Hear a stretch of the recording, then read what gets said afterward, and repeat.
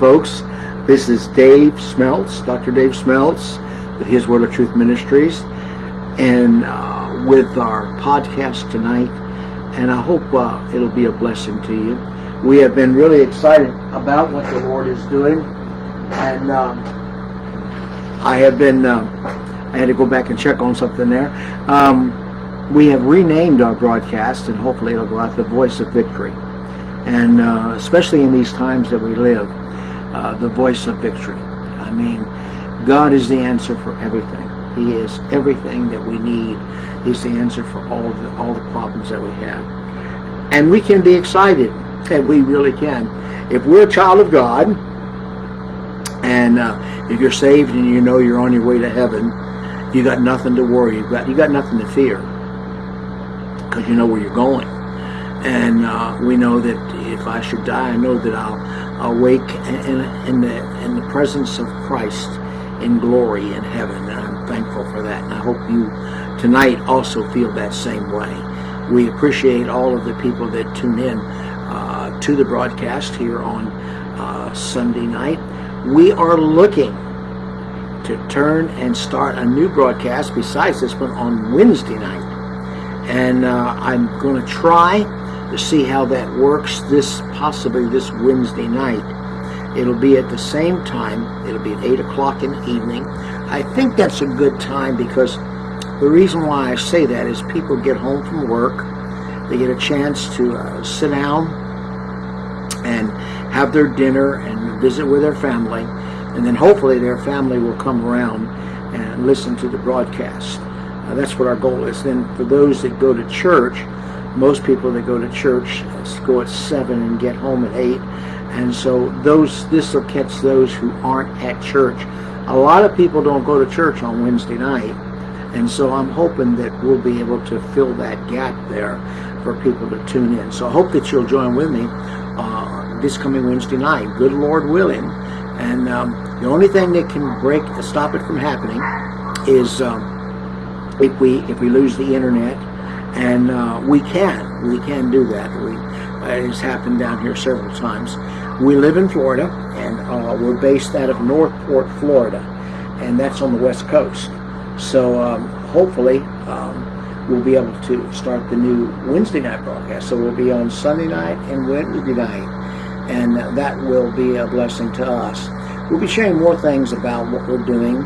As we get into the fall, we're hoping that some of the doors will open for us to be able to get back and do some of our overseas work, especially in Guatemala. I would love to be able to broadcast a regular program from Guatemala. I don't know if we can get a strong enough internet signal there to do that, but if we could, it'd be wonderful. I'd love to be able to do that. We also go up into Mexico, but it's got to open up. In many countries are not open yet. The virus is still very, very strong in countries. And we're going to talk more about this virus thing as we get along into what we're starting tonight. So many people have asked me, because I preach a lot of prophecy conferences and talk a lot about prophecy, and so many people have asked me, they said, Brother Dave, what do you think about where we are when it comes to end times? And so, I've been thinking about it, and I know that I've preached several messages in Revelation, some in Daniel, Ezekiel, and different. Tonight I want to go into Daniel chapter 12, because I really believe there's a message there in Daniel chapter 12 for all of us. And it talks about, Daniel is here, he's talking about going into the tribulation period, and there's some really interesting things. Now, I also did something else. The other night, here on the internet, I put out a link to the Behind series. Yeah, the ones that's really, really good. A tremendous set of movies on the future. I'm talking about the tribulation period, and talking about what it's going to be like in heaven. I put out the first one the other night and made it available to you all. I'll have you. Matter of fact, you can get it if you get the first one.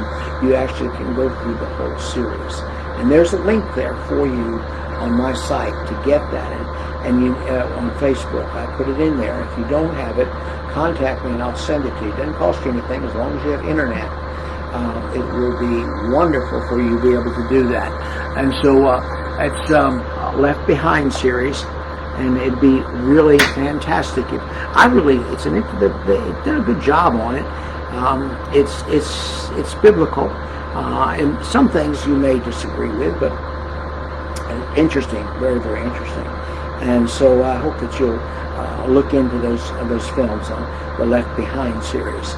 They're there for you to get a hold of. I also had another link that's out there, and it is on my main site, and you can watch it. It's where you go to www.drdavidsmeltz.org.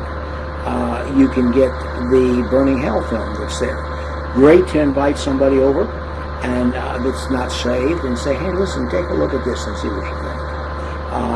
It's old film made back in the 70s.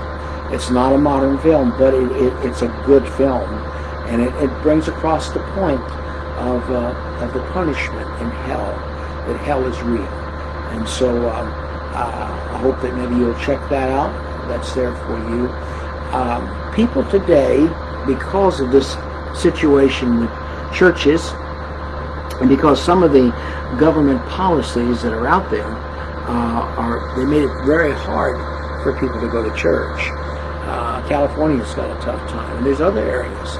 And I really believe this, folks, depending on how our election goes in November, I think it could get worse. It could get a lot worse. And I really believe that. So tonight, I do want you to continue to pray for me. I had the biopsy on my thyroid, and they couldn't get it. It didn't take. So they called me the other day and said, you know what, we have to do that again. I said, oh no, I don't want to do that again. And the doctor called me personally. He said, preacher, you don't have to worry too much. He said, we'll look at it and check it out. He said 90% of the time there's no cancer there, and if there is, it's a very slow moving cancer. So we'll check it out. I mean, I'm 75 years old. Anything can happen at my age, and I know that. And you got to be prepared. Anything can happen at anybody's age. You just have to be ready for such an hour as you think not, the Son of Man coming. So we have to be prepared. We have to look ahead and realize that God is on His throne, and we're only here for what time that He wants us to be here. God has our days numbered, folks. We're numbered. He knows every hair on our head. He knows all about us. And we have to understand that whatever happens, it happens because that's what God wants it to happen. Now, we can force issues, and we can bring about circumstances in our life by what we do and how we eat and where we go and the things that we do that can bring about our own disease quicker than it's there, or it can even bring about death, because we can put ourselves in the wrong place at the wrong time, causing that death. So it's important that we keep our eyes on Jesus. And I hope that you're enjoying this. I'd like to see some comments come in. If you would please send me a comment, I'd like to do that once in a while. At least I know that there are people out there that are listening to the broadcast. Later on, I find out, because I can go back and research and see how many people have watched. I can actually sometimes see who they are. So with us tonight, I want you to turn with me to Daniel chapter number 12. Daniel chapter number 12. Father, help us tonight as we get into the Word of God. And I pray that, Lord, you'll help me to be able to be as clear as possible, and that the people will be able to understand what I'm sharing with them, and it'll be clear in their mind. Lord, you're an awesome God. You know our every need. Lord, you know everything about us. God, please help us. We're living in difficult times. There are people that are probably listening tonight or will listen to this broadcast that may be struggling, God, may be having financial problems, may be dealing with sickness and sorrow and all kinds of different circumstances. I pray, God, that you will be with them. I pray that you will strengthen them. I pray that they will look to you for guidance and wisdom, Lord God, because it all comes from you. It's all about you. Everything is about you, God. We ask these things in Jesus' name. Amen. Now, if you should hear some noises in the background, like kids, my grandchildren are here, and they're out in the backyard. Now, hopefully we won't hear them, but they're having a good time out there while I'm doing the broadcast. Wars and rumors of wars will spread, and conflicts will sweep across the earth. One nation after another will fall, and all the horrors of war, the slaughter, bloodshed, the atrocities, the suffering, and so much more still lay ahead for people throughout the world, and so much more. This lays ahead, for the world is heading in that direction. We can see it now in the times that we're living. We can see the atrocities. We can see a lot of things going on. People call it global warming. I don't call it global warming. I call it God's warning. God's warning. God is warning us. In Daniel, he was completely overwhelmed. His own people, the Jews, were to be at the very center of the event. I want you to note that there is a definite break in the scriptures from chapter 11, verse 35 and verse 36. And beginning with verse 36, we see the king referred to here in scripture is the Antichrist, and who is to arise in the last days of human history. We're going to talk about three facts here in just a moment.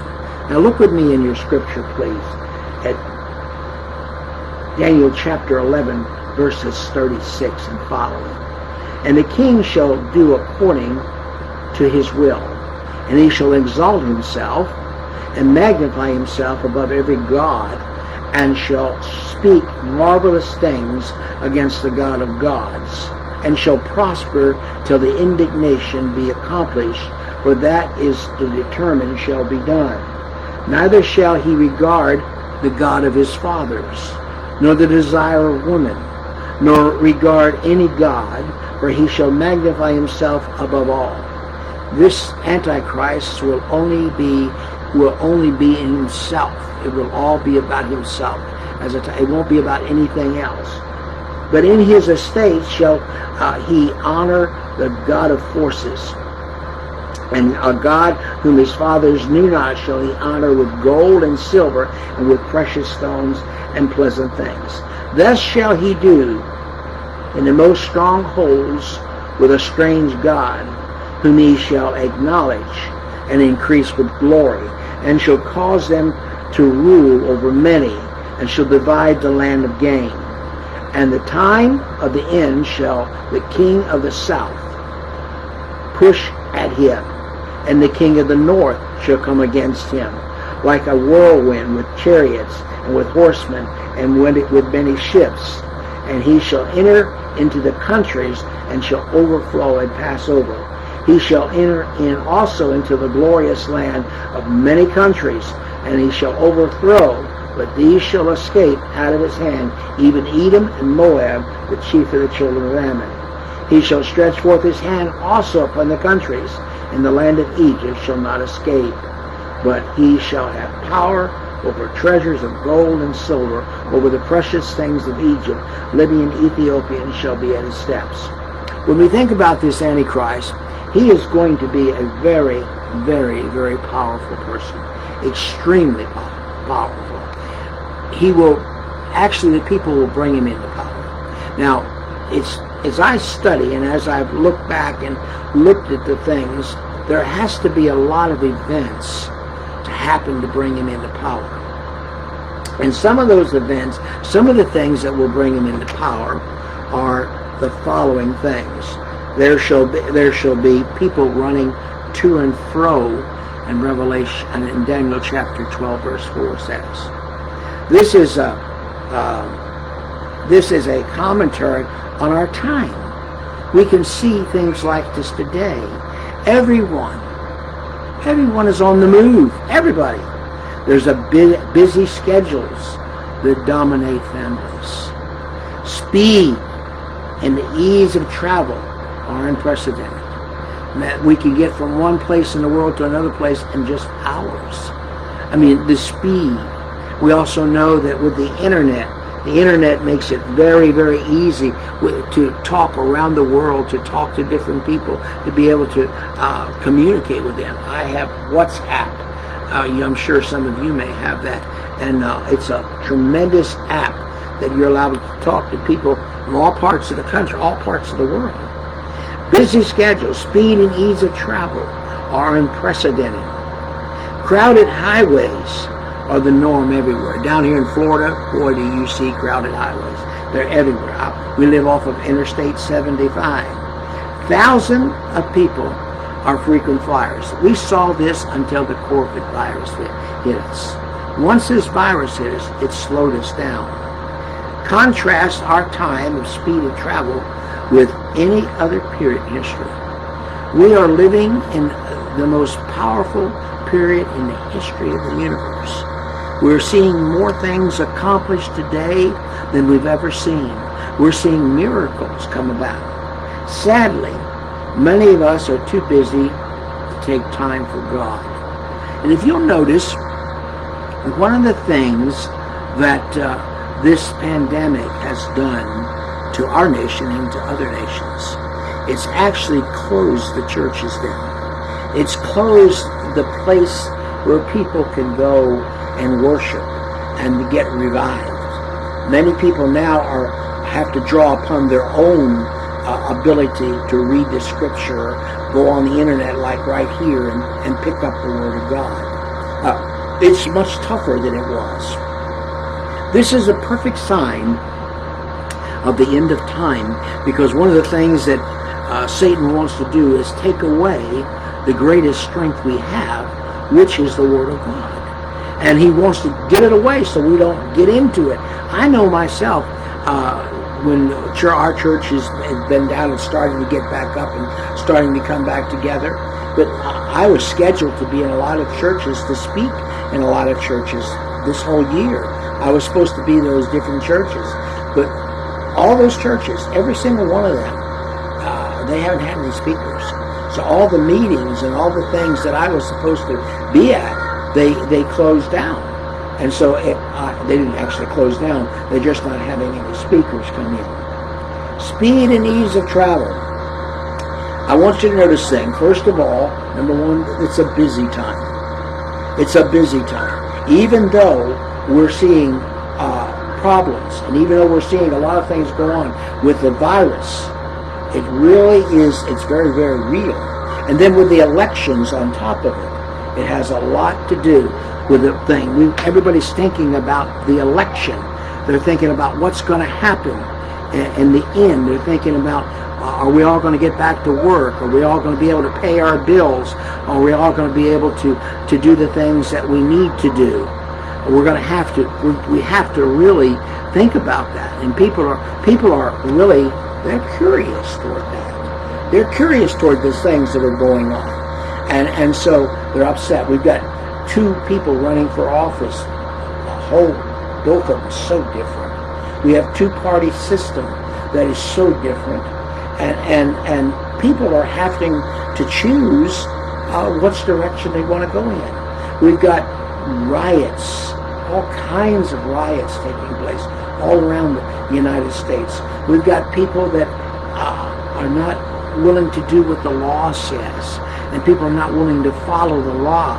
You know, it's a busy time. It really is. And people are trying to find their way through this.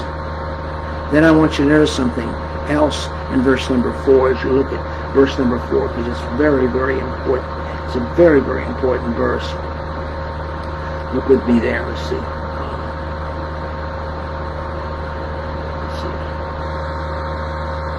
Verse number 4.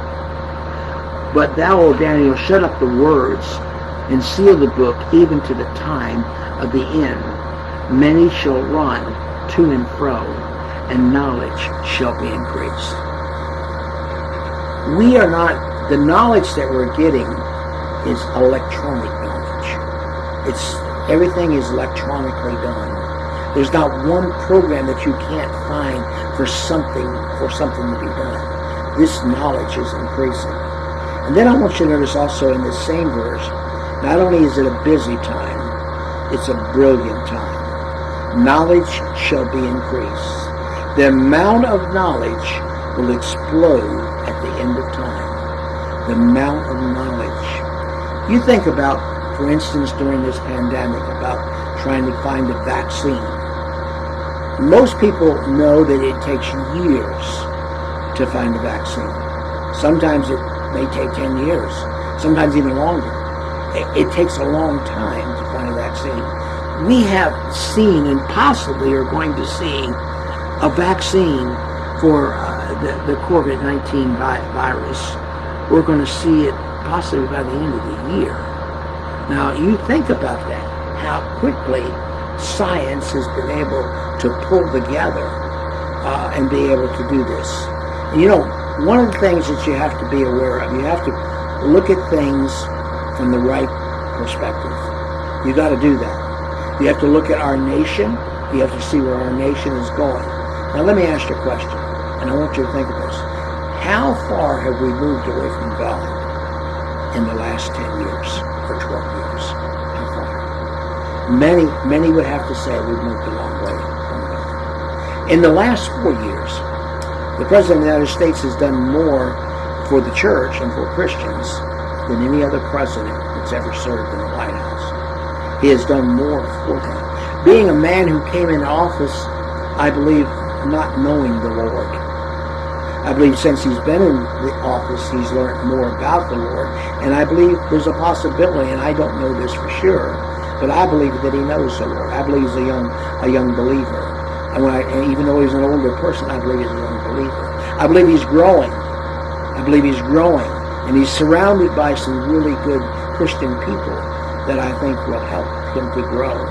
And we haven't had that in Washington. And you know, and let me say this to you. It's hard for me to understand how we see so much lack of loyalty. I want to answer a question for many, and I hope that you'll listen to me in this. It's about John McCain. You know, I had a lot of respect for John McCain because he was a Vietnam vet. He was a POW. I'm a Vietnam veteran. I served in Vietnam, and I was in battle in Vietnam, and I was lost in action in Vietnam for a short period of time. So the reality is this: is that I had a great understanding, but then I began to meet people that knew John McCain while he was in the military, and they knew how he was and what he did. And there were some really bummer stories out there about John McCain while he was in prison. But I think the straw that broke the camel's back with me, with John McCain, was on that last vote that he made, and when he went into the Congress, and it was over health care, if you remember, and they were trying to make a change. That they needed just one vote. And John McCain walked in, and he put his thumb down like this. I thought to myself, he was supposed to be a loyal Republican.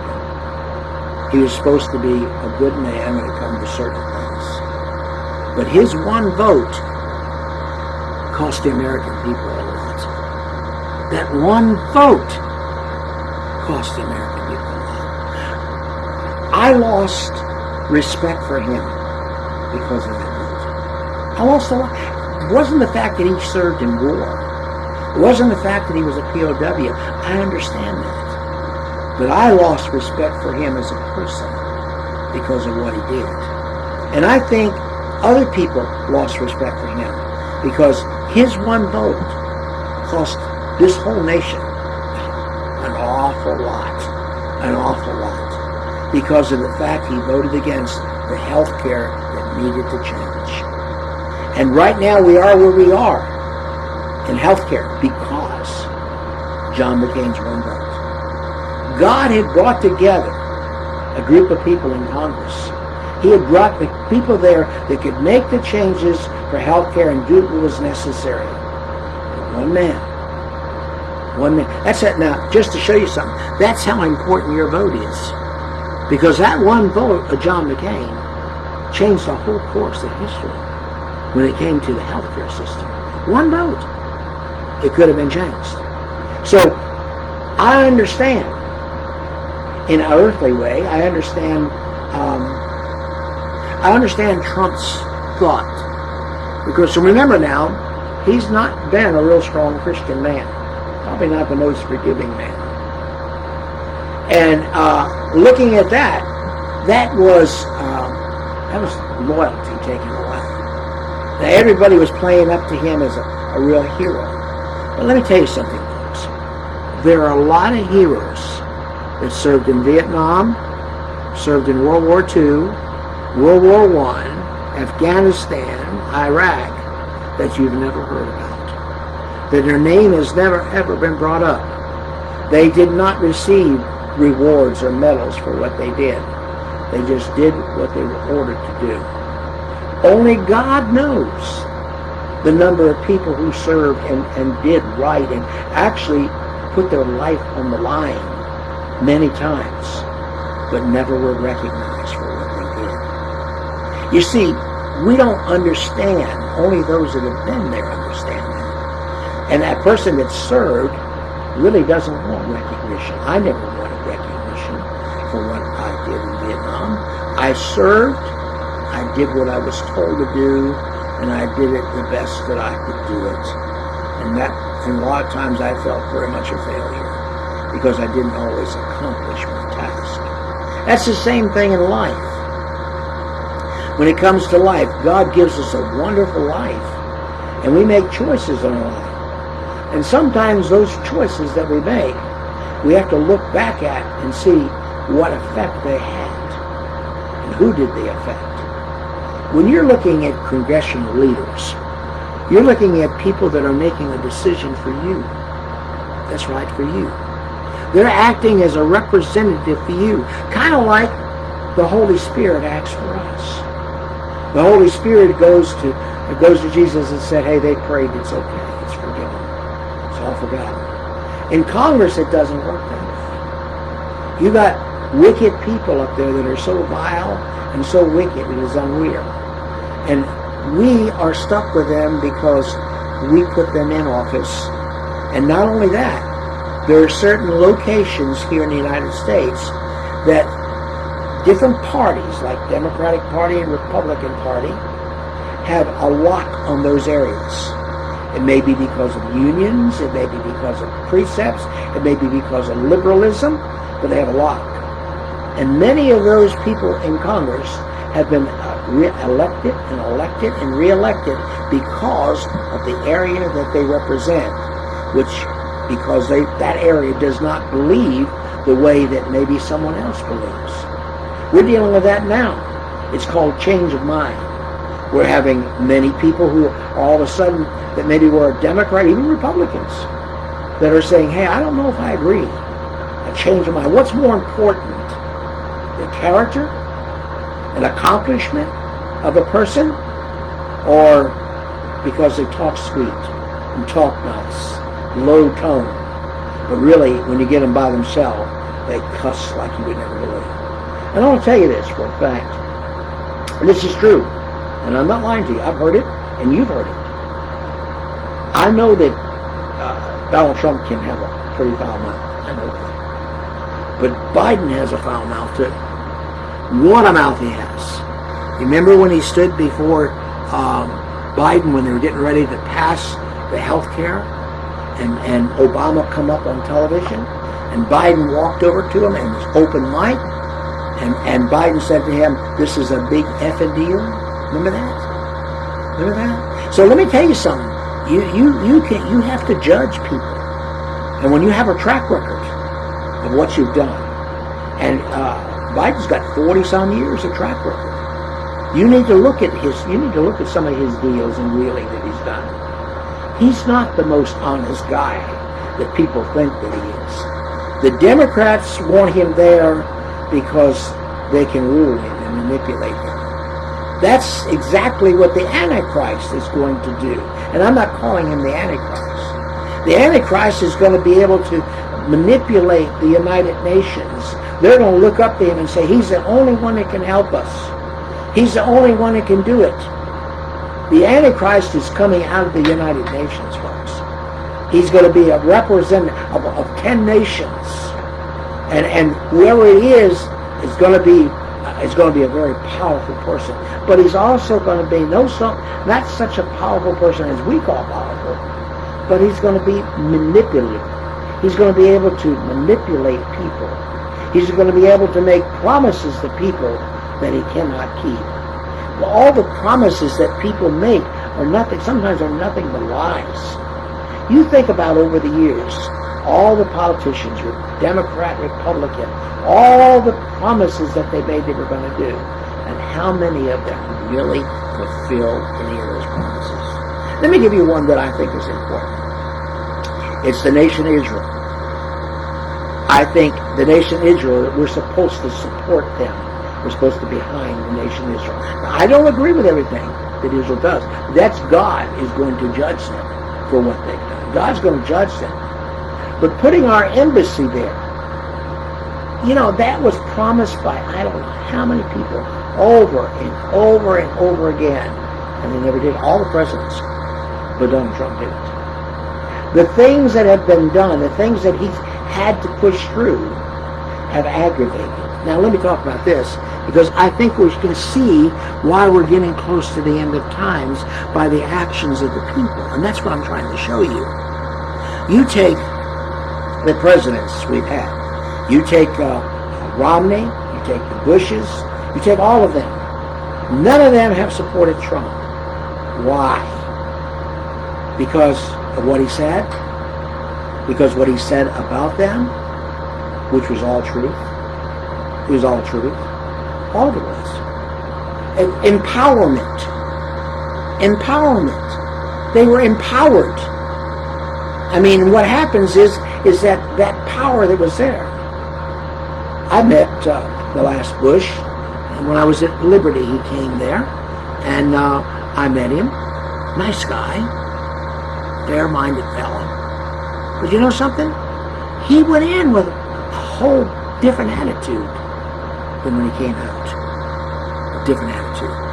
He gave in to some things that cost us a lot. Matter of fact, he went out so bad that the party couldn't even use him in the next election because he was so bad. See, we have to look back the character of a person and see what they've done and how they've done it. People that try to do good and people that have done good are usually not recognized for the good that they do. The only people that are recognized are people who try to be recognized or want everybody to recognize them. I know a lot of preachers, and I know some really, really wonderful men of God, godly men. And then I know some that they're in it for the wrong reason. And they want people to lift them up. They're not interested in lifting up God. They're not interested in sacrificing like it needs to sacrifice. One of the things that I learned in the military, and it's an old saying, don't ask anybody to do something that you're not willing to do yourself. Don't do that. You have to be willing to do that. You shouldn't expect, I know preachers that expect the people in the church to take care of them. I never did. I expected God to take care of me, and He would provide a way. He always has and always will. Even if it meant I had to use my own hands and work and do what was necessary. But see, there are some people that want a free ride, and they want an easy ride. But if you accomplish anything, if you do anything, it's not an easy ride. And you have to really work at it. Now, the Antichrist, when he comes in, I want you to notice something. Everyone is on the move. Everybody's moving around. Our busy schedules. But notice this brilliancy. There is an increase in scientific knowledge. You hear today, follow the science. Follow the science. That's what you hear. Follow the science. Is the science always right? I don't think so. A lot of science is determined by going from one thing to another thing to another thing. It has to prove itself. But science doesn't always prove itself. See, scientifically, if you talk to a scientist, a lot of scientists don't believe in God. Because you can't scientifically prove that He exists. They want you to prove that he exists. Science, how can you prove? See, there are things about science. Increase in that of scientific knowledge. Increase in medical knowledge. Who'd ever think the things that they can do today in the medical field? I mean, you take the difference between World War II, World War I, Vietnam, and come up to Iraq and Afghanistan. When I was in Vietnam, most of the guys who were wounded in certain areas died. They died. In Iraq and Afghanistan, those same wounds, they were able to get them back to the field hospitals and be able to help them, and they survived. That's why you had so many loss of limbs and things during the Afghan and Iraq, the Desert Storm. You had all those injuries that had to do with loss of limbs. In Vietnam, when a person was shot, a lot of times in the leg or in the arm or had an arm blown off, they would bleed to death. They couldn't stop the bleeding. They couldn't get a medevac in fast enough to take care of them. Now, but we've learned a lot in the medical field. Heart. Doctors have been in my heart 6 times. I've had 6 catheterizations. And each one of those catheterizations, the doctors went in to see what was going on in there because there were certain things that were going on. 3 of those catheterizations, they put stents in 3 different times. Boy, what a difference I felt after they put the stents in. But you see, years ago, when I was growing up as a kid, most people who had really bad hearts, they died. I remember living in Hialeah, next door neighbor, which was about 40 years old. One morning, early in the morning, the ambulance was running, and I went out of the house and went over there, and there he was. He was laying on the back porch. He had had a heart attack. He didn't make it. He didn't make it. You see, we have come a long ways. Cancer. We've come a long ways. If you think about what they can do today, our medical knowledge is unreal. Our knowledge has got us in trouble. Because sometimes we depend so much on knowledge rather than common sense. Technical knowledge. The advancement in technical knowledge. See, everybody's trying to figure out who God is. Why does the plant grow? Why do we have storms? Why is the global warming? They call it global warming. They're all trying to figure all this out and blaming it on everything else. They've never really stopped and thought, could this be God? Could this be God because of the sins of our people and the sins of the nations? Could it be that we're finally coming to a place in time whereby all the things that we've done, the sins that we've done, is bringing about all this massive destruction? It's interesting when I think about global warming. I think about the fact that they talk about here in the United States global warming. Folks, there's China's got tremendous industry. There's Japan. There's plenty of countries. There's Ukraine. There's Russia.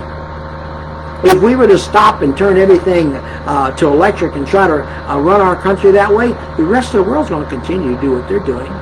We're only a small part of this whole world. You see, what people don't realize is they think that they're going to follow us. Other nations are not following us. They're not doing what we do. Some of them don't want to do what we do. Some of them don't want to be anything like us. I know, I've been there. I've listened to them. They don't want to be like America. They don't want to be like the Americans. They think we're greedy. They think all we think about is money and having and doing. We don't think about anything other than that. In some countries, they think about family a lot more than they do here. They know what it means to sit down in the dinner table at night where the whole family sits around and has dinner. They may not have the luxuries that we have. They may not have the air condition that we have, but they sit around and have dinner. They are a family unit, while here in our country, we're not so much a family unit anymore. Everybody going their own way. Everybody doing their own thing. People don't have time for one another. Go into the store. If I'm not right, you tell me that. Go into the store and see how we are. Our nation is very, very important to the world because the other part of the world is looking at us, and they're seeing how we're going. You see, we've always been that nation that is under God. Kind of like Israel in the Old Testament. The people didn't recognize Israel, they recognized the God of Israel. And I think, in a way of speaking, I think the world has recognized the God of America, which is being put out the door, which is being put away because of the scientists, because of all the liberal philosophies that are going through our colleges and the teaching that's going through. There is no God. We have created our own monsters by allowing the philosophies and of the world to come in there. People who have no idea who God is and don't want anything to do with God. These people will die and go to hell. You think they are? Listen, the people up in Washington acting the way that they act, some of them are going to die and go to hell. And they're going to realize why. All because power, money, influence. You see, we're living in that kind of time. Then I want you to notice also too the artificial knowledge. There's an artificial knowledge out there. There's some people think they're smarter than what they really are, and they're not so smart at all. There is a computer age with all its wonders. Boy, here I am talking to you. I'm looking at a computer. Years ago, when I first went into the ministry, I had a radio broadcast. I had 6 stations in Vermont, 6 different stations that I would talk to. I would build a little room outside of me while I was in college, and I went out there and I'd preach, and I'd make the tape, and then I'd take it over to the radio station, or I'd send it to the radio station, and people would get a chance to hear it. I did that for several years while I pastored churches. I was on several radio stations. And, I've been doing it for a long time. But now, who would ever think that here I am sitting in my office talking to you with my computer, trying to share with you the gospel of Jesus Christ? Who would ever think that people in Africa, people in England, people that are all around the world listen to this broadcast? I can't imagine how many people hear this broadcast from all around the world. Listen to it. Later on, when it goes out, they'll come back. Someone will pick it up and they'll listen to it. Maybe it'll only be for 2 minutes. Maybe it'll be for the whole time. But the reality is the number of people that are being touched. We have no idea. And then people that listen to it, and then if they like it, they share it with somebody else. They pass it on to somebody else. You look at some of the stuff that gets passed on. I mean, where they have 1 million hits or 5 million hits. If you'll notice something here on Facebook, you'll see people that have been hit 5 million times. Some of it's the silliest stuff you've ever seen, but people like it. They like that. They mark it, I got it. Or they'll pass it on to somebody else. One of the things about politics, you'll see how that politics plays a big part, because whatever's said, whether it's true or not, it's passed on. And the next person gets it, and the next person gets it, and the next person gets it. The internet right here, this matter of technology, has increased our ability to reach the world and reach the masses. But what are we reaching them with sometimes? We're sending out the wrong message, folks. We're not sending out the message of God. We're sending out a message of anger. We're sending out a message of, I want my way. We're sending out a message of sexual perversion. We're sending out a message that people don't need to hear. At one time, it was the television set, which became the most wicked thing, still is. But now the internet is far worse. I can't tell you how many little calls that I'll get from this thing here, or different things that will try to join my sites, and they're nothing but prostitution, ugly stuff. I have to check every single one that asks to join. I have to go back and look and check them out to make sure I'm not perverting my site.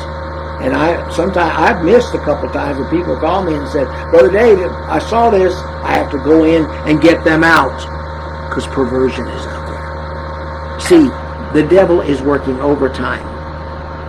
the computer age, the effects of the areas of our life and fulfills prophecy. When you look around and you see all the things that's going on in our life, those are things that if you read the Bible, you can see prophecy being fulfilled. See, you don't have to be a rocket scientist to understand this. All you have to do is read it and associate it with modern day, and you can see that as a nation, as a world, we're in trouble, folks. We're in trouble. We're far worse off than we've ever been, and I hate to say that, but it's the truth. And we're going down every day. We're getting worse every day. People are getting farther and farther away from God. People are angry. People are out wanting, they're thinking about killing one another. They're walking around with that in mind. Look at Madonna. I want you to know I was thinking about bombing the White House. These are the thoughts that are coming out of people. These are hideous, awful thoughts. And why are people doing it? The reason why is because they're selfish and self-centered. You take Madonna, she was very trashy anyway in her lifestyle and what she's done. Most of Hollywood is that way. You know, when you think about some of the kids that come up through Disney, and they had a real sweet spirit about them. They were kind of sweet, but they got into Hollywood. They got into singing and production. Look at what it's done to some of those young gals' lives. Look how they've turned into be nothing but tramps. Really. And let me tell you something. It's getting worse and worse and worse. You turn on your television set and you go to the WE channels, W-E. You will find some of the most gross stuff you've ever seen. And most of it's black. Most of it's black. I'm telling you, I'm not down on anybody, but I'm just telling you, why do people act the way they act? Why do they do what they do? Just look at what they do on the television set. Just look what they do. They don't tell you where they are. They don't tell you their lifestyle. Why are we heading toward the end of times? Because of the wickedness that's in the world. There's also new communication that's breaking through every day. Look at Google and look at Facebook and look at these monopolies. They want to control you. They want to control me. Now Google's coming out with the fact that they're going to limit what you can say. Facebook sent a notice out the other day that starting at the end of the month or something, that they're going to censor everything that goes through. And what doesn't fit a certain criteria, they're going to shut it down. Folks, let me tell you something. What they're doing is they're pulling together the certain people that agree with them, and those who don't can't be a part of it. They're going to bring in the vileness and wickedness of the world so that they can pull them closer together. I am told, and I believe this is true, that some of the riots that have taken place have actually began right here on Facebook. They have a robocall where they got in touch with all their friends, and this is where we're going to be. Be there. There's so many apps to do this that it's unreal. The technology we have today is unreal.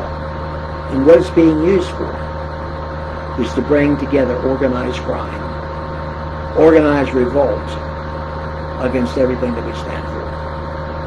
And people just don't seem to see it. And they refuse to face it.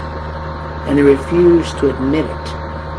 And all of these things are bringing us closer to the coming of Christ. This is everything that God hates, folks.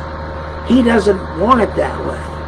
He loves us, but God hates sin. And boy, I'll tell you, we're doing a good job of it by agreeing and going along with it. I want to tell you, we've got some wicked people out there. We've got some wicked people that want to take over this world. I want to share something with you also to think about it. You know, you talk about the different riot groups, Black Lives Matter and all that. Do you remember back here 3 years ago when Maxine Waters was out with her group telling them that wherever you see these people that associate with Trump and are part of Trump, you get up on their face and you chase them, you tell them you don't want them. That's evil, folks. It's evil. That's as evil as you can get. And you see, we've allowed it to go on. The Congress, there was a time in our Congress that she would have been kicked out of Congress for doing that kind of stuff. But see, now you can't. I wrote an article today, and as a matter of fact, it was just put out a little while ago. If you're a policeman, make sure you do not shoot a black man unless he shot at you and you have proof. Because if you do, you're probably going to go to jail. That's how bad it's got, folks. Because you see, this systemic racism stuff, and you listen to Camille Harris, and you listen to all of them, it's about a takeover. It's about our government being taken over. And it's being taken over by individuals who don't care anything about you, and don't care anything about me. They don't care anything about anybody except for themselves. It's all power. And what has happened is God has allowed a man, and has put a man in office that I don't even think he even realized that God was a part of. I don't think he has any idea. Maybe he does now. But I don't think when he ran he had any idea that God was going to use him. God knew that he was tough. God knew that he was independent. God knew that he wasn't one who was going to give in to everybody. And God used him. And I don't know for sure, but I believe this. I believe if we are careful, we could have 4 years ahead of us. But if we don't, we may be seeing a lot more coming our way, because that's what the Scripture says. The Scripture says it's coming our way. Notice I talked to you about, number one, I talked to you about the busy time. Number two, I talked to you about the brilliant time. And now, also in verse number 4, I want to talk to you about verse number 10, the blind time. The blind time. None of the wicked shall understand. None of the wicked shall understand. It's so important to understand this. None of the wicked. The wicked don't understand what you and I think. They don't have any idea what we think. They only have what they think. And that's the problem, is they only have what we think. I want you to look at verse number 10 with me here. Look at verse number 10. Many shall be purified. Oh my, lost it. Many shall be purified.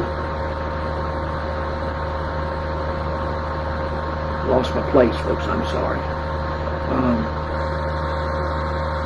Many shall be purified and made white and tried, but the wicked shall do wickedly, and none of the wicked shall understand, but the wise shall understand.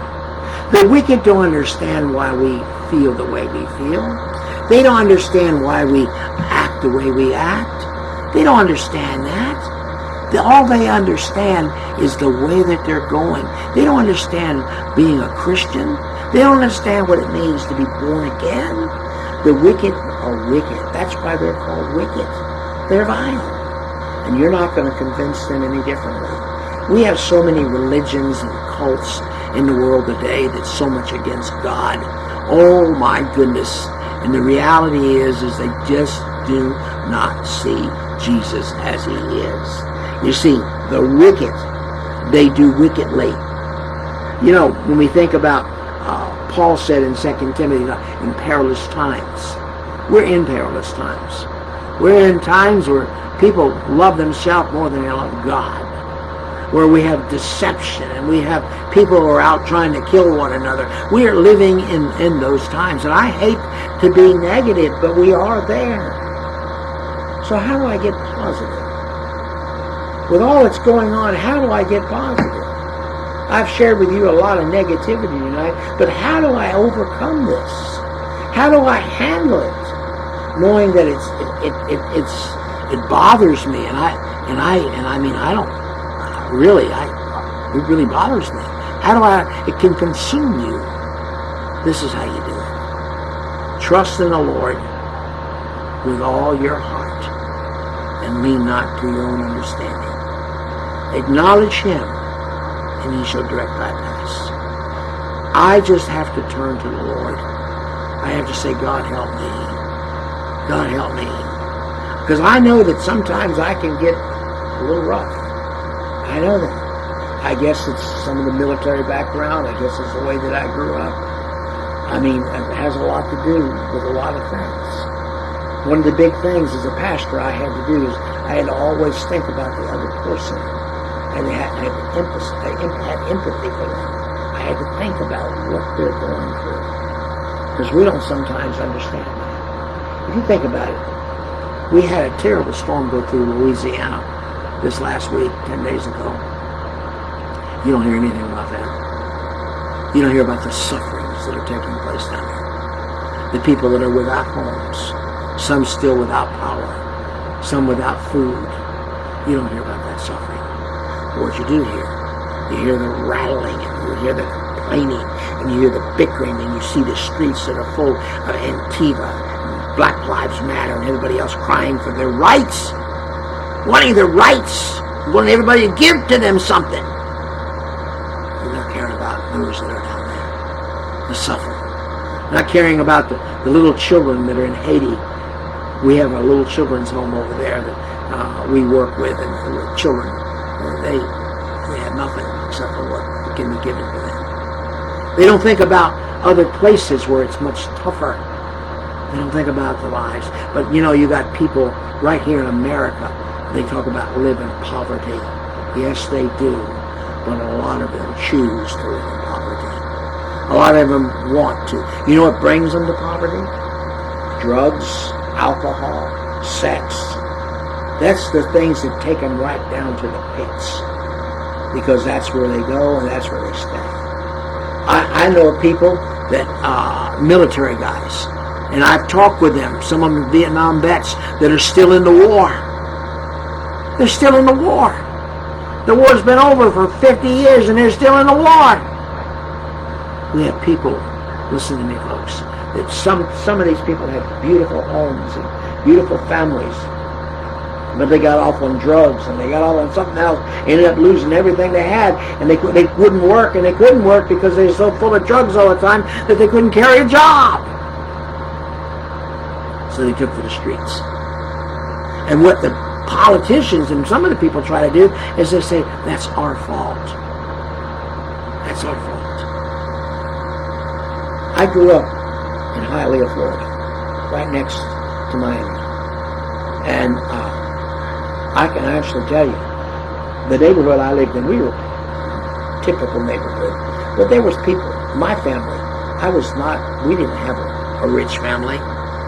My father made $75 a week. And we did what we could. I had to go to work when I was very young. My father told me I was 10 years old when my next door neighbor asked me if I wanted to go to work with him as a plumber. I had a little helper. He said he'd pay me a little something. When I asked my daddy, I said, Daddy, is it all right if I go with Sammy? He said, it's about time you go to work, son. See, my daddy had to go to work really young. See, years ago, people went to work young because they didn't have no choices. Some of them, they had to go to work because they had to help mom and dad. They had to help pay the bills. A lot of things. A lot of people had to do that. But see, what happens today is everybody uses that as an excuse. They use an excuse because they grew up in a neighborhood that didn't have the luxuries. A lot of the neighborhoods that they grew up in, they made them that way. They made them that way. They made them where they looked like a disaster zone. Have you read through New York City and go down through the town? You see all the burnt cars. This is before all this riot. You see all the burnt cars on the side of the road. I was up in New York City. This was about 15 years ago. I took a group of kids up there when I was pastoring. This was a little longer than 15 years ago. And I was up there with a group of kids, and we were riding through town, and we watched a bunch of guys strip a car downtown in minutes.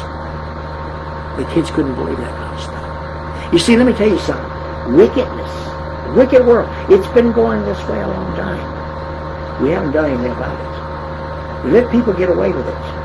We let people do what they want to do. The prisons have been full of people because they refuse to do what they're supposed to do. They try to say, well, these people that are on drugs, we need to reform them. You don't reform people from drugs. You may stop them from a short period of time, but a vast majority of them go right back to it. The only thing that reforms them is God. God is the only thing that takes them away from it. They have to find something that's in the place of it. You have to feel it. I had a counseling institute in one of my churches, and one of the things we were always doing is counseling these people that the only way you're going to get away from this is to fill your life with God. He's the substitute for all that sin. He says, though your sins may be as scarlet, they can be as white as snow. You see, He's the answer for all of this. But people don't see that. They don't understand that. So the end times, we're heading. When is the Lord coming? I don't know. I know one thing. I can see a lot of things going on today that are happening that tell me it's not too far off. It's not too far away. The thing about it is, are you ready? Are you ready to go to heaven? Are you ready to meet your Lord and Savior? Because that's the key. That's the answer, folks. That's the answer for every problem that we have. It's funny how when you're hungry and you know God, you only have to eat a little bit and you're full. That's right. You have to eat a little bit and you're full. Because you know God's going to take care of you. I've seen that overseas. I've seen people who didn't have much. They'd be praying and God would fill their little tummies. Oh man, I feel good. I didn't eat a lot. And they only had one piece of bread. Friends, let me tell you something. God is able. But you got to look to Jesus Christ and realize He's the answer for your life. And there is no other answer. It's just Christ. It's all about Him. And when you look to Him, He'll give you the strength, endurance, whatever it takes to make it from one day to the next day to the next day. Father, I thank You for my listeners tonight. I love and pray, God, that I could reach out to even more people. But Lord, I know that You put on here and You allow people to come for the ones that You want to hear the message. A lot of people, they don't care about the message.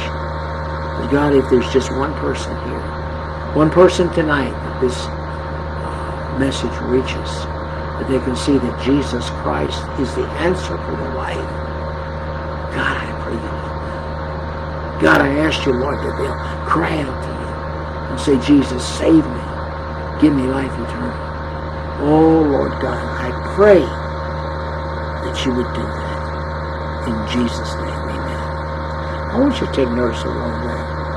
I've been on the air here now several months. I've never asked for $1 ever. No. God provides. I don't have to ask for it. He provides. See, if you're doing what God says and trying to do the best you can, God will provide. Maybe not as much as you want, but He will provide what you need. That's what's important. And He may say to you, now I'm going to help you. I'm going to give you a job. I'm going to give you a means to make it. But you have to make it. It's not going to come to you on a silver platter. That's how God works. Folks, I hope I've been a blessing. We'll continue next week. May even pick up on this on Wednesday night. I hope you'll join me. And as we get back together, we can share a second part of this message on the end times. On the end times. Where they are. Where they are. Where we are. God bless you, folks. Please pass this on to someone else and let them hear it. I hope it'll be a blessing to you. Thank you now.